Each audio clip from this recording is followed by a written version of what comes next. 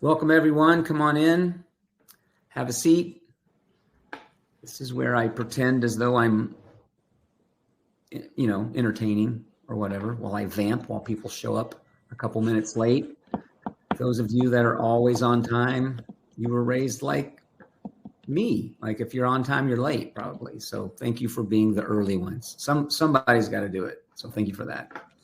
While we're waiting, I did want to draw your attention to the chat window on the right there. If you click on chat, you'll see at the top, you should see love. I stuck it up there for everyone to reference throughout this time with Austin. And then I always want to give a shout out to Flagstaff, Jonathan Norton at Flagstaff, who volunteers his time and helps us pull these things off. And the social media from Leadership Pathway that is spelled correctly and looks good, he did, and all the bad stuff. Yeah, I did. So welcome. We're going to jump in. And get going on this first Thursday webinar, which we do every month on the first Thursday, except July, because it's the 4th. And who wants to do a webinar on the 4th of July? I don't, so we won't be here next month. But welcome, Austin. This is Austin Rockwell. Hello. You're coming from where today? Phoenix? Coming from sunny Phoenix, Arizona. Sunny Phoenix, and I'm in Boise. And man, I've been looking forward to this conversation. And I think I've heard pieces and parts of all of it, and I'm going to try to capture it all today. And I usually start by saying, tell us what you were doing between the ages of 20 and 25, Austin. Yes. But since you are in that age bracket, I guess you can just tell us tell us about college and what you've been up to. Yeah, moved out from Madison, Wisconsin to Phoenix, Arizona to attend Grand Canyon University in Phoenix. And that's 2017 to 2021. And then post-college, I worked for a startup. I was an account manager, and then got my first pastoral job running a young adult group at a church in Chandler. Mm-hmm. And then started a nonprofit called Kamplove that was serving college students at a few universities across the country. And then recently went full-time with that while also continuing to pastor young adults in a unique way. But it was interesting, Dave. I was thinking about the topic, getting and keeping 20-somethings at your work. And I've worked for now 4 startups, mainly full of young people. Yeah. I worked for 2 door-to-door sales companies in college. What'd you sell? What were you selling? I sold alarms, which were amazing because the doorbell cameras had just come out. Yeah. And then I sold solar. And then I worked for like a tea company and would go do like trade shows for them, which is my dream job. Like strangers will come up to me and talk to me. I don't have to go up to them, And so I get to make money. At a trade show booth, that was like, you loved it. I loved it. And everyone, who is kind of long-term trade show people, they're like old and bitter. And I was like the young gun who would just, would like pump music. Yes. And then it'd be like at the booth across, be like, turn it down. I'd be like, what? Anyway, I can imagine that. And sugar, I can see you doing that. Okay. The topic today is how to get and keep young 20-somethings. Before we get there, tell us, what is Kamplove? Yes. Kamplove is a nonprofit organization that is a national college ministry that is ran for students, by students, and mission is to see lives transformed by the gospel through camping, connection, community, and Christ. And 4 C's. The 4 C's. Christians, they need everything in C's. Church, camping, connection. Yeah, exactly. And And yeah, we went full time with the nonprofit as more universities wanted to adopt it, as more people wanted to kind of support this mission of seeing college students run a revival camping retreat event for their university. So Kamplove is an event. Yes. Yep. Okay. It's a once a semester event. Kind of say the model is like a triangle. On the left side would be a 24-hour camping trip. So think like Coachella for college students, just less drugs. Did you say no drugs or just less drugs? I said less drugs. Okay, just clarifying. Because one time we had a student bring weed, but it's 24 hours. So it was like, what are you going to do? Like, you can't be like, drive home. Yeah. So you just put him to bed with a hot dog and a s'more. So people just logged off. We just lost half the count. No drugs they can't bring it. Yeah. What is it? Like no pets, no drugs, no fireworks. I don't know. Alex does legal. I'm the yeah. And that's the 24-hour camping trip, really high invite, very evangelistic, high energy, like grab a tent, grab a friend, $30, like we'll buy the food and firewood, let's do it. Okay. And then that's the left side of the triangle model. The right side would be a spring retreat, which you got to experience. It's a full weekend, Friday to Sunday, at like a summer camp experience where you're in cabins and you have workshops and the dining hall's crazy, pumping music and long sessions from 9 to 1 a.m., like just go in and do it. A lot of ministry time. And then we'll have baptisms traditionally at that spring retreat. And then the top of the triangle model would be student leader development, which is really like my job, is to help find and recruit student directors at universities to run the event. And through the hard skills of learning how to run the event, we develop the soft skills and spiritual formation of, who they are in Christ, who they are as a leader, and who they are to their peers. So, okay, you did how many different campuses this last year with this Kamplove? We were at 5 in the fall, and then we added 2 more. So we were at 7 this semester. Okay, and then I know I met some people that are launching, I guess, next year. Yes. Right? Yeah. So we have students all over the country launching here in our backyard at ASU, an amazing director named Julian, at a school called Grand Valley State University in Michigan, a girl named Ashley.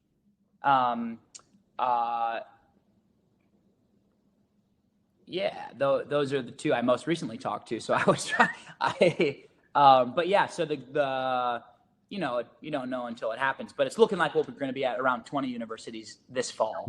Okay. Amazing. Okay. Tell me, I know this can be a 3-hour story. Yeah. And I want to get to the actual topic, right, of how you're doing this, but tell me how it started. Tell our people who are listening and watching, how did Kamplove start? What was the impetus to get it going? Yes. So I went to a school called Grand Canyon University in Phoenix, and we are the GCU Antelopes, or the Lopes is what they say. So Lopes up. Can we get a Lopes up, Dave? Can we see a Lopes up? Yeah. There we go. So freshman year, few different friend groups, kind of get a few of those friend groups on the same camping trip. On that way, someone goes, "Oh, this is Camp Lope." And we're like, "Oh, great." And we're just like, "Oh, I'm camp counselor Rick, and you're media guy Manny, and you're camp nurse Nancy." Like, just fun, like kind of, it's a summer camp vibe or whatever. So, hey, Kristen, that's my wife. Ignore her. Keep talking. I was excited. I was like, "Oh, more friends." But there we go. Great to see you, Kristen. Yes. Kamplove. And then my sophomore year, I am a life leader to a bunch of freshmen, like a Bible study leader, and I'm inviting all of these freshmen to this Kamplove trip. And they're like, "What's Kamplove?" And I'm like, "Just come, And all my friends who we did this first Kamplove trip with from freshman year, they were mad at me. They're like, "You can't invite freshmen. This is our trip. This is supposed to be our tradition." And I was like, "No, don't you get it? Like, freshmen are looking to be discipled and find community, and this is our opportunity." And they're all mad at me.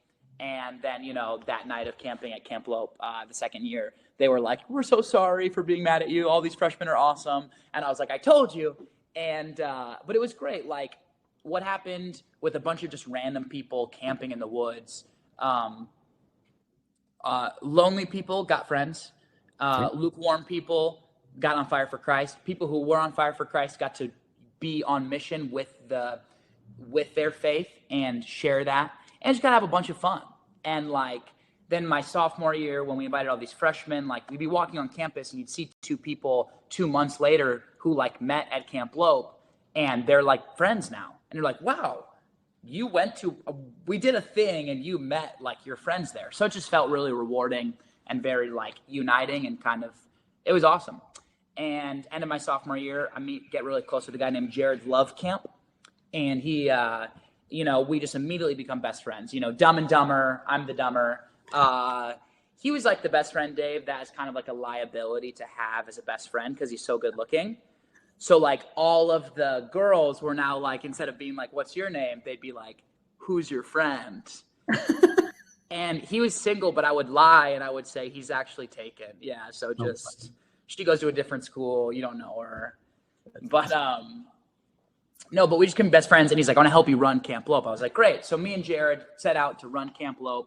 And our junior year, we accidentally got 350 kids to the woods to come on this trip. And the same thing happened that year as did our freshman year. Kids got saved, lukewarm got on fire. People who were lonely got friends. People would meet their best friends or future roommates, their future spouses. I think everyone, let me interrupt you because that's what I do. I think everyone, so you went from a couple dozen to 300. Yes. Accidentally. Can you break that down? Like, if I have to look back and think about why did people sign up? Yeah. I think that people traditionally are looking for opportunity to connect.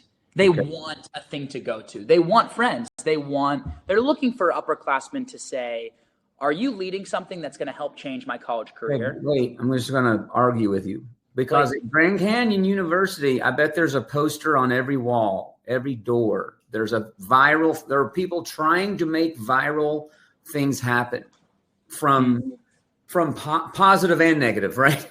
Or concerts or bands or activities or, the organized school sponsored things and the there's 100 Austins at Grand Canyon. Are there not? Yep. There are people everywhere trying to do something. Yeah. How did this happen? I think it was a product of me and Jared, or me as Kamplove, or anything I would do during my time in college, or even now, never really felt like about the end result. It felt like my job at every turn was to use my gifts and passions, the things I was excited about, the things I love to do, which was people and ministry, to its fullest extent. And then the end result will worry about itself. Okay. And my only responsibility is the next step. So we did kind of in a way like plan this trip for 350 people, but there was no end goal of like, we want 500 and I think people start things for the end goal. They don't start things because they're just doing what they love to do and let the end result take care of itself. Okay. And people sniff that out. Sure. And especially college students. Yeah. If you were to start a band or post your music or something on TikTok, Dave, and I could smell that you didn't actually love music, you just wanted to get famous or go viral, I'd be like, I'm not a fan. But if you, Dave, loved it so much, it was like a part of you. Okay. Now people, they smell authenticity and they're like, I want to go be a part of that. Okay. So from a handful of friends, 2 years later, you got 350 people coming to camp. You're camping. This is the fall one, right? Kamplove. Yep. So this is tents and firewood and you're hiking into the woods. Yep. Ugh. And, and what happens?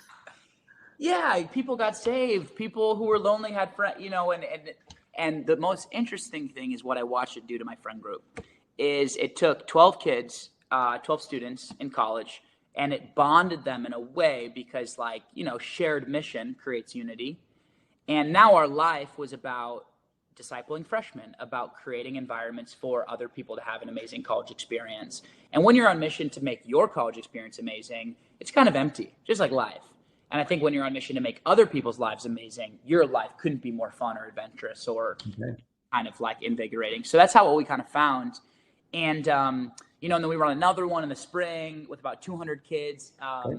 And then COVID happens in March of 2020. Right. And this is the middle of our junior year. And everyone goes home. We come back. GCU is one of the schools that is more open, right. Do in-person classes. So we come back, and we're going on a friend group camping trip up in Flagstaff at a place called Edge of the World. And there's about 9 of us on this camping trip. In the morning of the camping trip, Jared ends up passing out and having a seizure. Stops breathing. Everyone's very confused. There's no foul play, not allergic to anything, no pre-existing medical conditions. We start doing CPR. We do CPR for 3 hours. A helicopter lands down and takes him to the Flagstaff Hospital. We call his parents. So 9 college kids doing CPR, waiting 3 hours for a helicopter. Yeah. Sounds awful. One of the miracles of God, Dave, was that our friend Broder, his sister was on the trip, though, because she was in town, and she's a nurse and graduated from the University of Louisville. Shout out Kentucky. And she had just the week before completed the most intense version of CPR training certification that you can complete. So she led us through the process. Yeah, so 3 hours, hot sun, just on top of a mountain, like just kind of life-altering moment, obviously, for everyone there. Jared's parents fly in from Kentucky, drive up to the hospital. 3 days later, we get a call from Jared's parents that he's passed away. And this is like COVID, so like no one can enter the hospital except for his parents. Right. So it's just kind of a weird world that everyone's living in. Obviously, very weird situation. Jared's in the hospital, passes away, and all of our worlds flip upside down, which was supposed to be our senior year, hoorah, rah, caps in the air, lopes up, was now like spent in dorm rooms grieving and trying to pass classes, whatever. And few weeks after he passed, we decided to rename that Kamplove trip Kamplove in his honor. And spelled with a K because his last name's Love Camp with a K. And didn't really know what it was going to become. That was, by that time, his second semester of my senior year. So I was like, my younger buddies, Broder, Walker, they're sophomores, they'll run the trip. I'm kind of done with this season. Probably don't ever want to go camping again. Right. And a few weeks later, I was at a worship night and felt like the Lord asked me to dream big for Kamplove. And don't get me wrong, I am a charismatic, Dave, but I'm more of like one with a seatbelt on. You know what I mean? Yeah. I grew up Baptist, but I'm charismatic now, so I'm a seatbelt, just so family Christmases don't get weird. So I'm not always the guy who's like God said or God spoke or whatever. I don't really operate like that. But I felt like the Lord spoke to me, dream big for Kamplove. Didn't know what that meant. 2 weeks later, felt like he said it again. Hey, Austin, dream big for Kamplove. Almost in a moment of like frustration, I was like, okay, God, you want me to dream big for Kamplove? Like, we'll see how much, So I call the Young Life Camp in Northern Arizona. That's like the mecca of camps. At this point, I've been to a lot of camps in America. Right. Lost Canyon in Arizona is like the mecca of, it's just amazing. And I'm like, they're not going to rent this out to a college student. Call them, tell them the idea. They're like, sure, yeah. They're broke. No one's coming to camp that year. Right, yeah. You're going to do an event? Great. They're like, we'll take it. So I was like, guess we're planning a Kamplove at Lost Canyon. So, and so that would have been 2021. 21. Okay. 3 years ago. Yep. So we find our friend group grieving, but kind of on mission, just to say like, all right, who wants to lead worship? Who wants to recruit small group leaders? Who wants to do the Instagram? Whatever. And you're out of college by now, right? No, this is the second semester of my senior year. Your senior year. Okay, so it's still at this point Austin and his friends. Totally. Okay, and you're 12 friends, and then and then how many? You got a bunch of kids show up for this event, I'm assuming. Yeah. So put it on sale, sells out in like 3 minutes. just I think people wanted to honor Jared's legacy in life and also wanted to be a part of this move of God. And, I'll never forget a moment where on Saturday night, a girl named Sydney gave her life to Christ, and one of the small group leaders brought her to the middle of the gym where we were doing worship and just said into the microphone, "Hey, this is my friend Sydney," and she just gave her life to Christ. And, there are those camp stories where maybe they grew up Christian but weren't living Christian. Right. Not that it's less of a testimony, but Right. Sydney did not grow up Christian, parents not Christians, does not love God, would consider herself an atheist, has now come to faith in God. And it was one of those things where you're like, okay, I know Romans 8:28, because that's the verse that everyone texts you when you go through a hard thing. Right. And we know that in all things, God is working for the good of those who love him, who've been called according to his purpose. Right. Now, I don't think God was looking at Sydney and being like, I'm going to take Jared's life so that Sydney could have salvation. Or I'm going to take Jared's life so that camps could be planted all over the country. Or I don't think God works like that. It's like a one-off trade. Right. I think often, sometimes chips fall as they may. And out of the worst things that are the result of sin, God says, I'm still in this business for my glory. And if you would say yes to me in a really hard time in your life, I want to bless that and bring people to me and give myself a lot of glory. And we watch God do that. And I think that me and all my friends were like, I think God's hand is on this. And so many kids had wanted to go that we actually ran a second one a month later because there was no room at the first one. And then that summer, felt like we should take it elsewhere, and so did a camp with some kids from Liberty, and then that was in the fall of 2021. Okay. Then 2022, a kid DMs me. So you've graduated. I've graduated. A kid from Point Loma University DMs me and goes, "Let's talk about Kamplove," and I'm like, I don't even know where Point Loma is, and he was like, "Can we do a camp here?" And I was like, "Yeah, bro. Let's take a quick trip out there, $50 Frontier flight." And I'm on their campus. And for those of you who know Point Loma Nazarene University, it's on the ocean. Yeah. And I was like, why the heck were we planting camps in freaking the Nazarenes? I guess they're smart. Virginia. Yeah, exactly.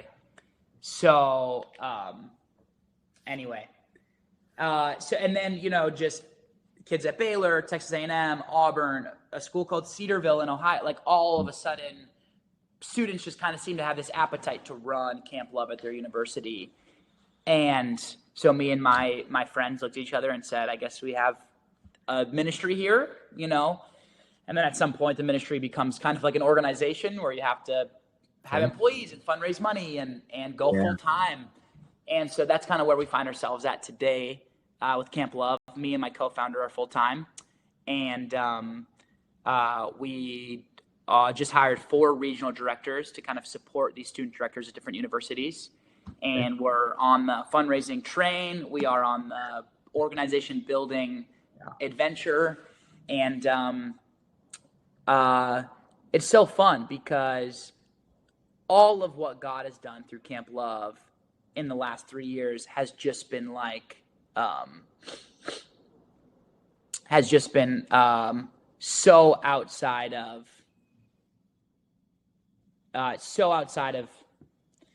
our own ability, so outside of anything natural. And it feels like we're playing catch up with God. And so, yeah, that's Kamplove. What did you go to school thinking you were going to do? You were enrolling and people were like, you're going where? And you're like, Grand Canyon. And what are you going to major in? And then what do you think you'll do? And all of us say, I don't know, but we've always got an answer at 18, 19, right? What did you think you were going to do when you went to school? I think I was just going to go into ministry. Okay. I think I was just going to,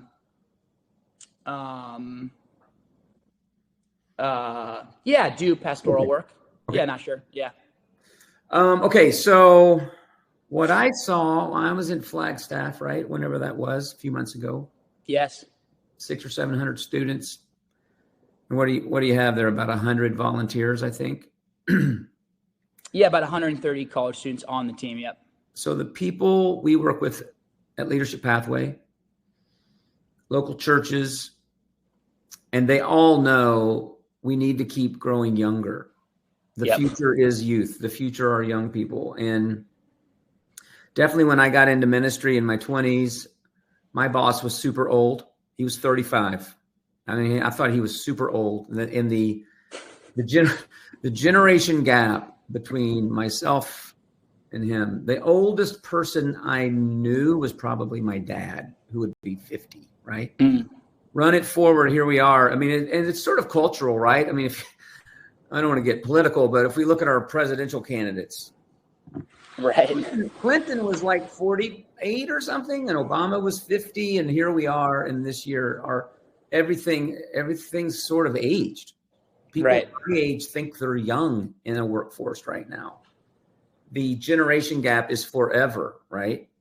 So we work with churches all the time. Sometimes the youngest person at a great church is 35 years old, and they know they need to hire Gen Z, 20, 25-year-olds. They know, they want to do it.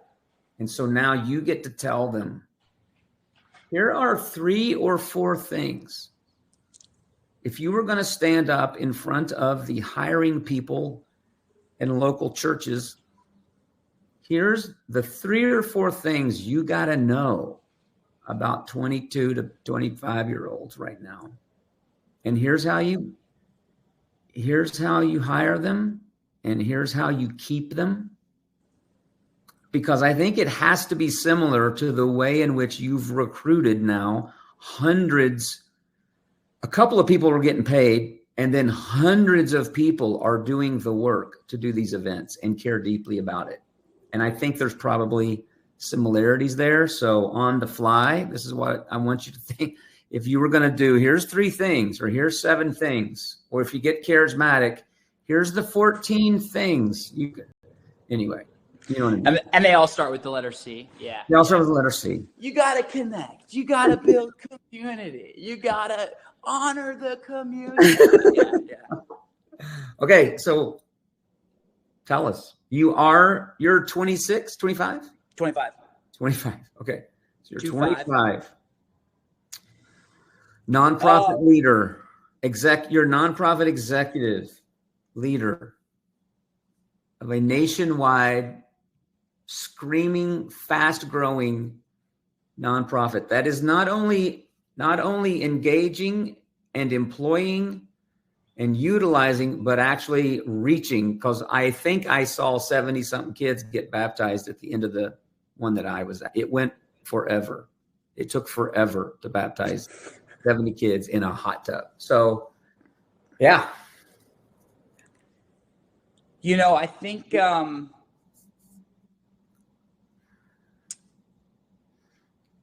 it's seems easier.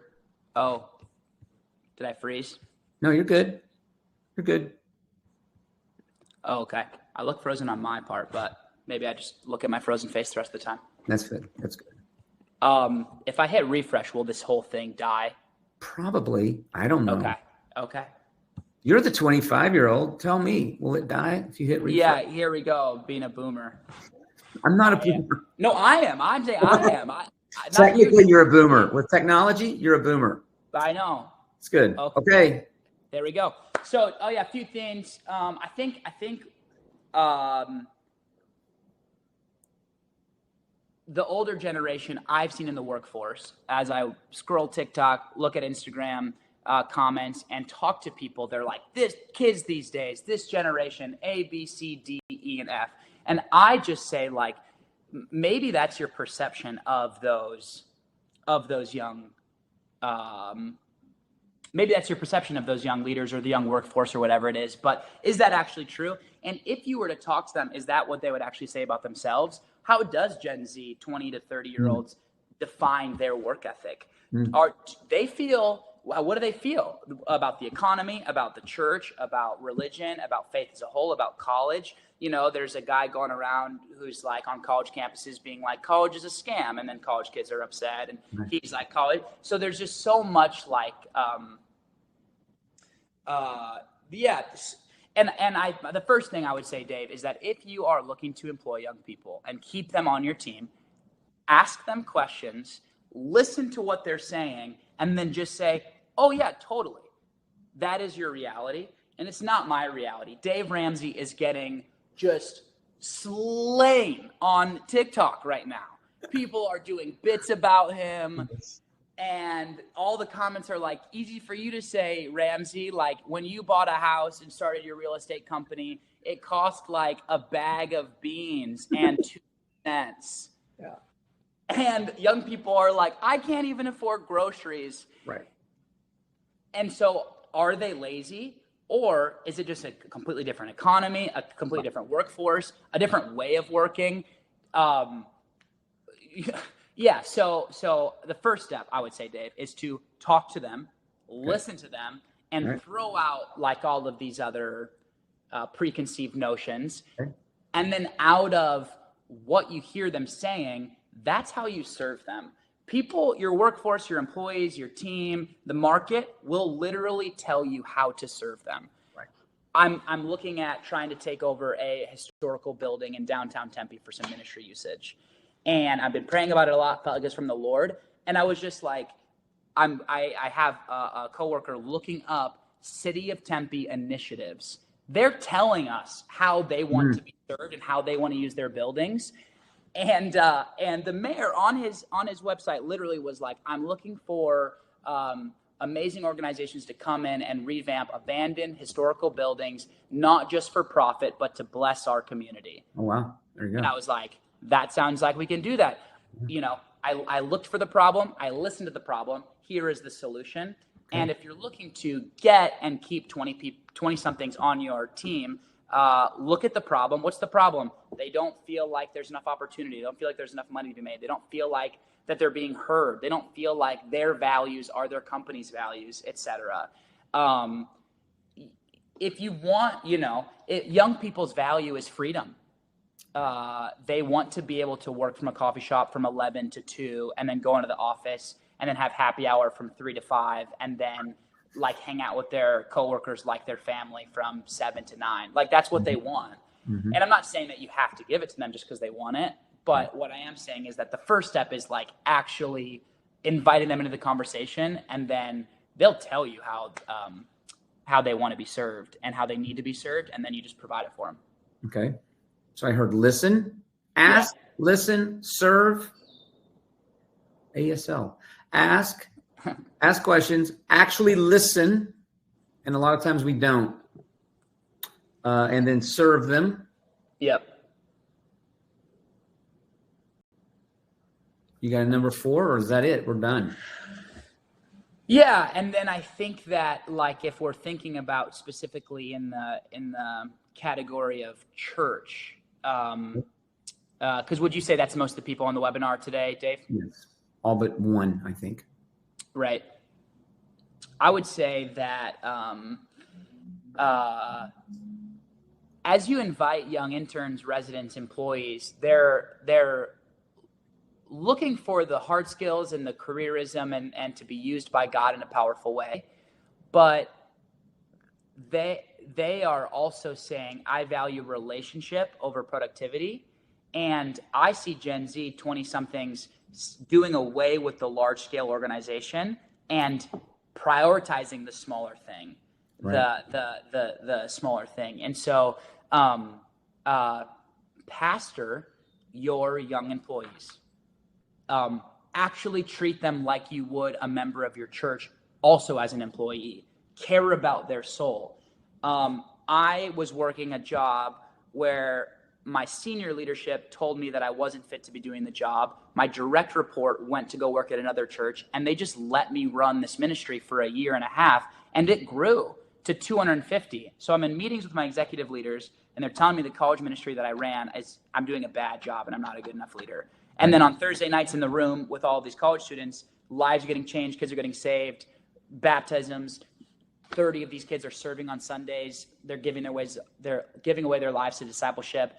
God's moving. And then I'm in the room and it's like, no one has asked me how I'm doing since my friend and my boss left. Right. No one asked me how my soul is, or if I have any sin to confess, or if I need a day off. Yeah. and they're yelling at me about not turning my receipts in on time, or about, or whatever. And I'm like, I'm 22, I'm 23, I'm trying to figure this thing out. I'm going through a really hard time. God is clearly doing something.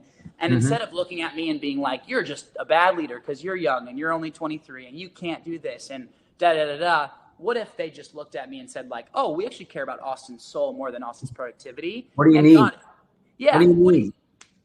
Totally.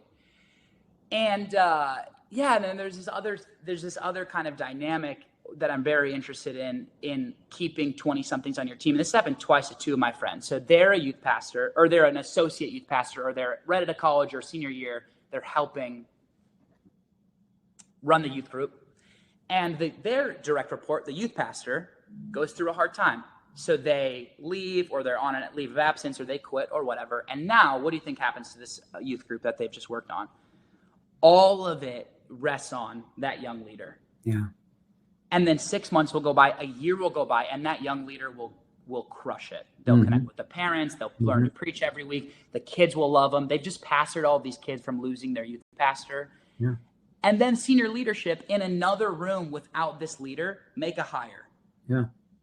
And I'm just like, you're trying to lose your staff. You're trying to kill, like at some set. Oh, what do they know? They're only 21. They don't need to be in a hiring conversation.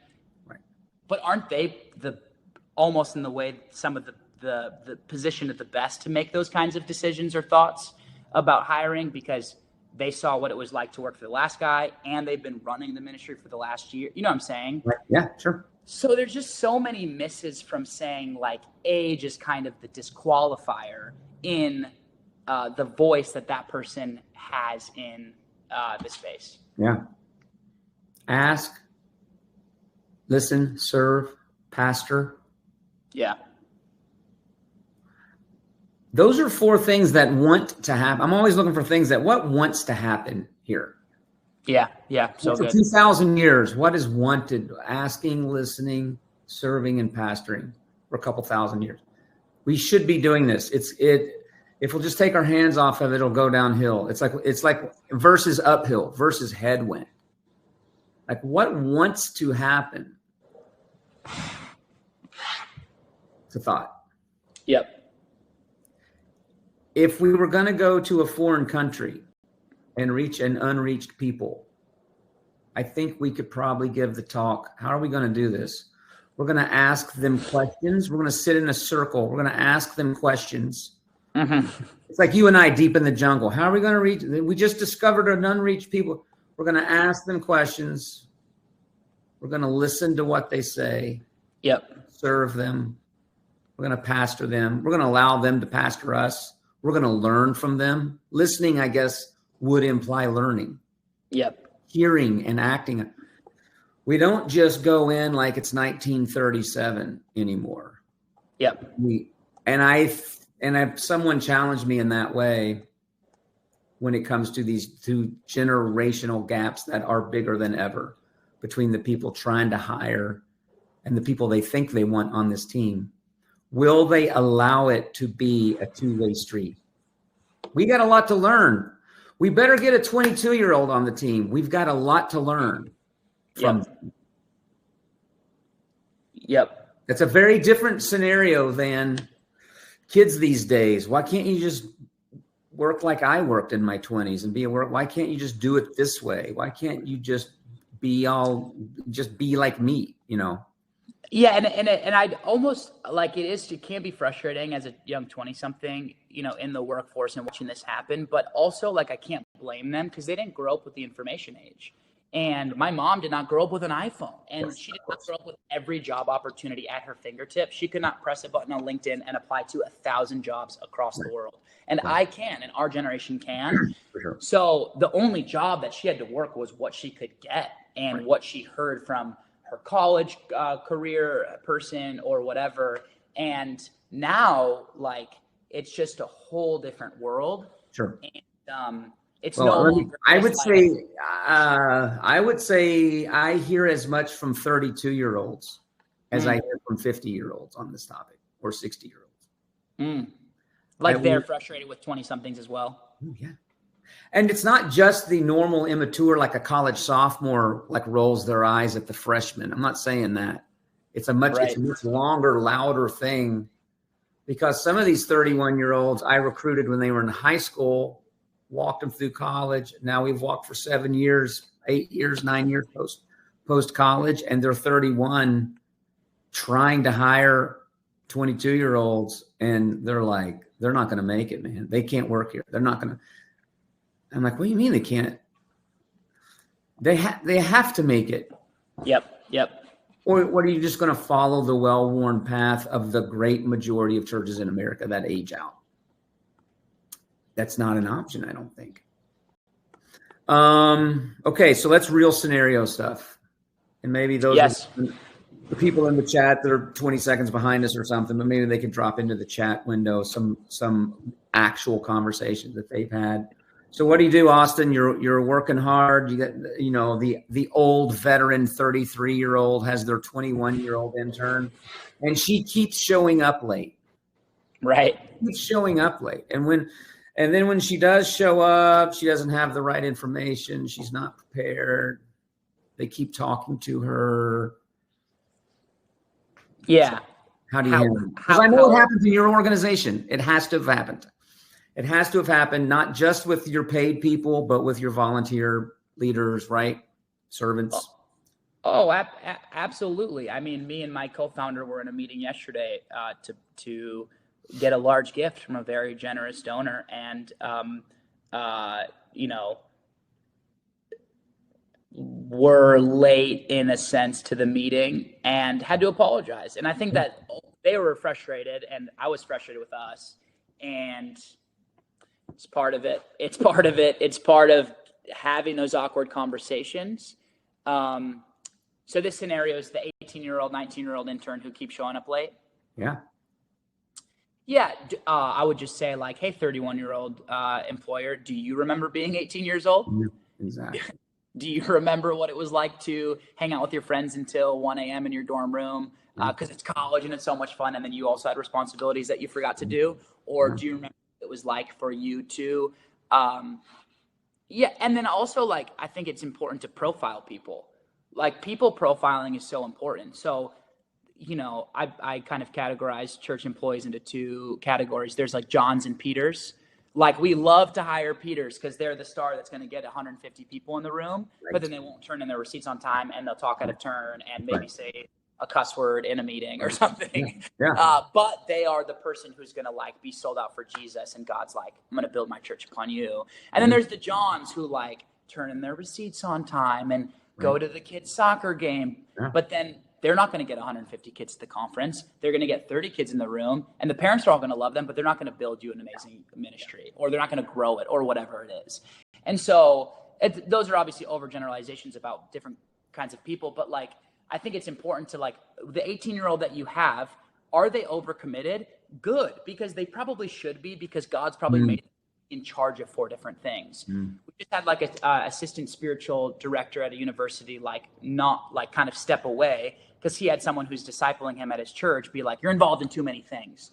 Well, I look at this kid's life, and he started 4 things that have, like, hundreds of people coming to it, like revival events, and help start the Christian Frat at his university. He's just an amazing leader. And I'm like, that move from that discipler to tell that kid to quit all of those things clearly doesn't see him, like, as for who he will be.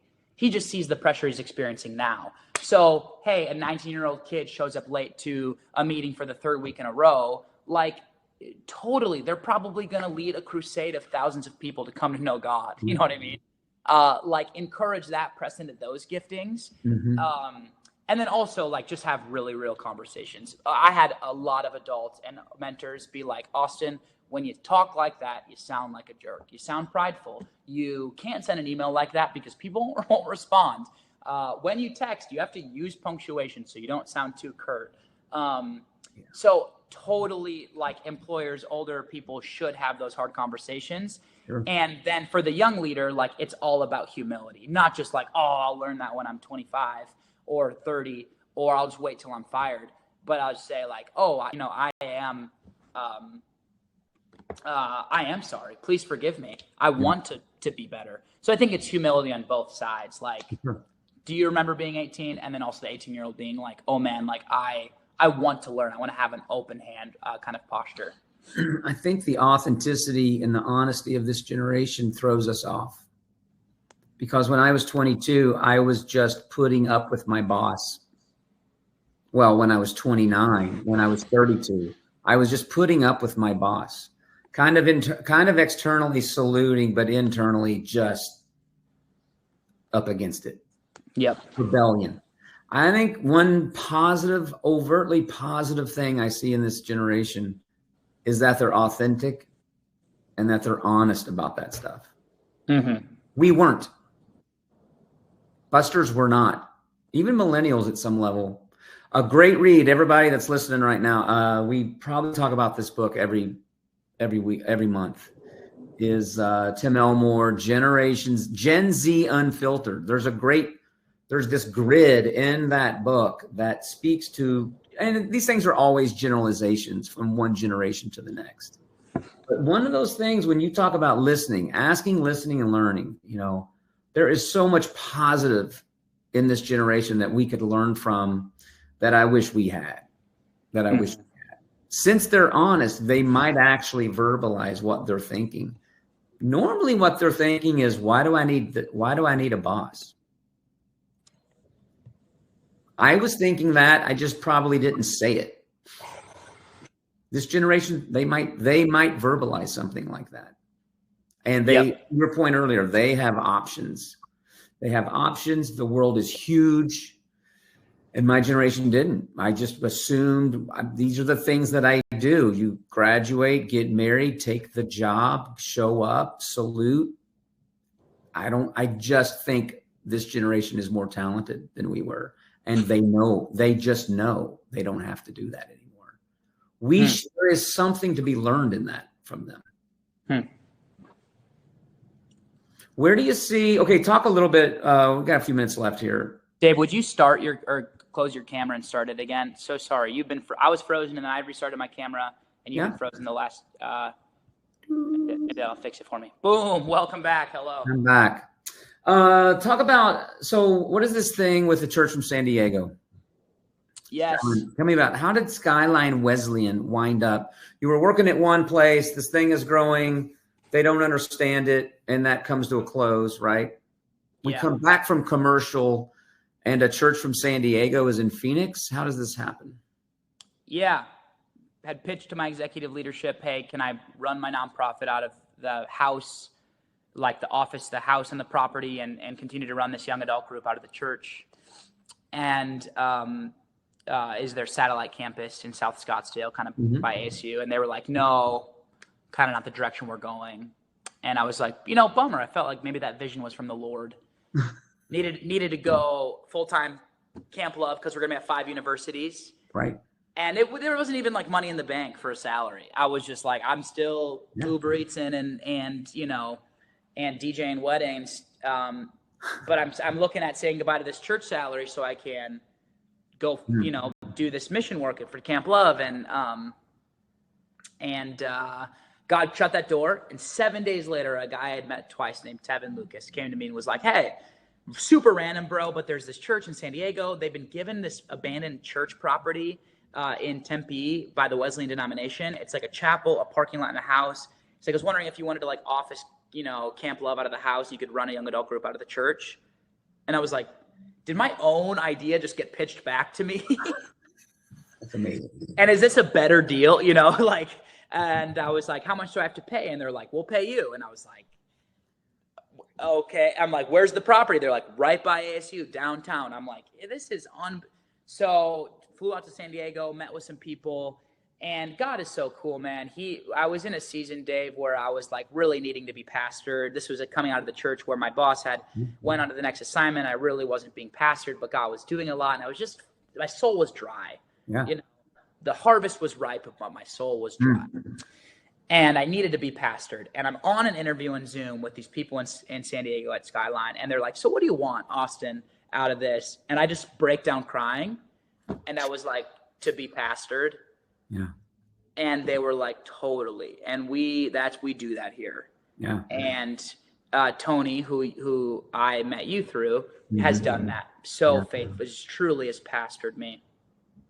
He asks questions, he listens, he serves, and he pastors. He cares about Austin more than cares about Camp or Nisi or Skyline or whatever. He's just he's a real human. He's not a ministry bot. Then I flew out there for a final interview. They were like, "You got the keys," and I was like, "Okay." And so we started a young adult college ministry out of the chapel, and started a young adult Christian leadership course called Leader Lab. Yes. That is like a mix between business and church internship for just the young Christian leader. So as Monday nights, Nisi is the college ministry, young adult ministry on Thursday nights. And then, we office Kamplove out of this house across the parking lot that I'm in right now. And crazy. We got the keys in August, and it's been a wild 2 semesters of just God. I mean, college students in here every day, using their gifts and passions, serving God, serving one another. People bringing their atheist friends here so they can meet the Lord. Baptisms in a tub in the front lawn. Neighbors getting mad at us because we're dunking kids at like 10 p.m. Just a true move of God in an amazing way. So, where do you see it going? Where do you see Kamplove and the Thursday nights? Like, what are you praying about or thinking about? I think that I scroll Instagram and I see the things my friends are starting, and I see all of the craziness on college campuses happening right now with the Middle East stuff, the Free Palestine stuff, and it is in contrast with the revival across college campuses, a lot of which has nothing to do with me or with any good church leader who is treating an 18-year-old employee well. It's just hungry kids who are banging on their guitar, singing Reckless Love in their dorm room till 2 a.m., dunking their friends in their bathtub for baptism, not out of a lack of reverence for the local church, but just because they love God so much. They are posting whatever they can on TikTok to reach people for Christ. And I think Kamplove is playing a small part in that. And I think that it's really easy for organizational leaders. A little bit, Dave, I feel like the pastor who at the right time in the right place planted the church in the booming suburb. That was one of the fastest growing cities in America, and now has 10,000 people at their church, and they sell books about how great of a leader they are. And I'm just at this place, Dave, where I'm like, I don't think I'm ever going to feel that about myself or about this organization or about anything that I do, because like, it's all God. God loves, not in like I'm an annoying, like it's all God, it's not me kind of fake humility. Like all across the country, God is pouring his spirit out on people, and people are coming to faith. They're getting baptized. They are serving and loving God. They're evangelizing on the streets. And we always want to compare it to another revival. It's like the Azusa Street revival. It's like Asbury. It's Asbury 2.0. It's an entirely new thing. And I'm so excited that Kamplove, as a leadership development engine, gets to identify young people, invite them into ministry, give them an engine and like a tent to pitch to see God move and people saved at their university. So I think that Kamplove, for as long as God wants it to exist, will be a part of that move on college campuses. And it will all be by God's grace, like it always has been. And yeah. How do you keep from becoming the manager that you hate's the wrong word, but that's the short word since I can't think. How do you keep from becoming what you don't like running something like this? Do you think it's asking, listening, serving, and pastoring? If you can hang on to that, or do you think it's something different? I had a mentor tell me one time, that being a leader is being a professional apologizer. Oh, that's good. And I apologized for things all the time that I don't actually feel like I did the wrong thing. Right. But the person the employee, the volunteer, the person I'm working alongside feels hurt, feels upset, like about the way I did something. And that's my fault. I did that. Is it on them maybe in their emotional maturity to not feel as hurt or sensitive or whatever? Yeah, totally. Yeah. But is it also on me to just say, like, actually, everything does rise and fall with my leadership? If I want to be the guy who gets to be on the webinars with Dave Miller and Leadership Pathway, I also have to be the guy to apologize to everyone for everything because it is my fault. Yeah, right. If not directly, indirectly. And none of my leaders have ever apologized to me. Yeah. Now, Tony doesn't need to apologize because he's literally been perfect in the sense of a boss and pastor role. Right. So people at my old church, and you know, Dave, I think that apologizing is the thing in my heart and in my life that I can do that humbles me the most, because it's a public announcement that I messed up, either interpersonally or in a group setting. And God humbles the proud. And the exec pastor who told me I was a bad leader and didn't apologize to me and ran amok, a few months after I left, he got let go. And I don't think that that's because he's a bad employee or bad at his job. Yeah, right. I think it's because God exalts the humble and he humbles the proud. And I will be humbled the day I stop apologizing, the day I stop listening, the day I think that my way or the highway, you know, get on the bus or get off and get run over. I'm just like, I've been run over by my own bus. That's not easy to do. I wanted to stop driving the bus because I revved it so fast and then had to jump off before we got off the cliff, and then I got rid. So, and I'm reading a book right now called Daring to Live on the Edge in Faith and Finances by Lauren Cunningham. And the chapter number 1 is titled, that's where I'm at, I usually don't get past the first chapter in these books. But chapter number 1, Dave, is titled Spoiled for the Ordinary.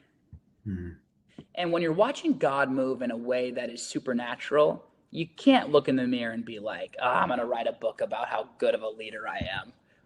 Or let me, you know, because it's all God anyway, not in like a fake humble way, but in like a really, like it's the only way that Kamplove works. We're literally betting the success of the ministry on young, underdeveloped college students who are not going to respond to emails, who are going to miss making the payment to the contract on the camp, going to post something dumb on their own Instagram that ruins the brand of camp. We're betting the farm on young people.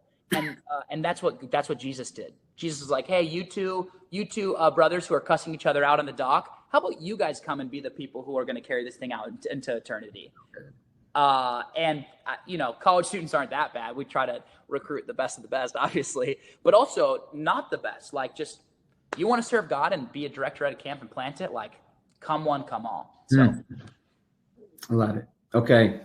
Ask, listen, serve, and pastor. That's a good talk. You should go write that. After I build the mega church in the suburb with 10,000 people. I think I learned something today. I appreciate that. Thanks for being here. Kamplove with a K. It's in the chat window at the top. Be like me. I listened to Austin. Be like me. I listened to Austin talk for 5 minutes, and on my phone became a donor because I want to be a part of that. And so I think it's compelling. I think what you're doing is compelling, and I just want to throw fuel on it. And thank you, Dave. Stay out of the way. And Leadership Pathway, when you're ready, there's a link you can go to, people, those of you that are watching right now, or you're watching a recording in the future at the right time, when you're ready to jump in and do something about what Austin's been talking about, reach out. We'd love to talk. Okay. Thanks, man. I appreciate the time. Absolutely. Take Love care. y'all. Thanks, Dave. Bye-bye. Cheers.